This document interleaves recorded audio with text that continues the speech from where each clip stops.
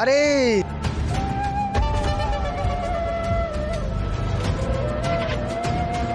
জলদি ভাগ।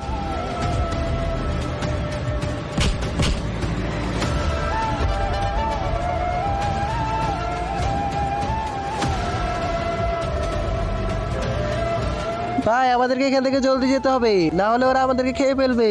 কিন্তু ভাই আমরা এখান থেকে বাইরে যাবো কিভাবে? ভাই আমার মনে হয় আমরা যেভাবে এসেছি ওভাবেই কোনো যাওয়ার পথ আছে। তার মানে নদী দিয়ে?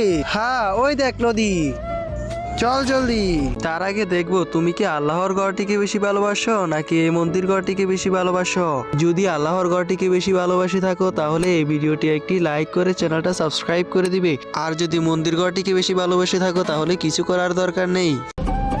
চল ভাই আমাদের ঘরে চলে যাই। হ্যাঁ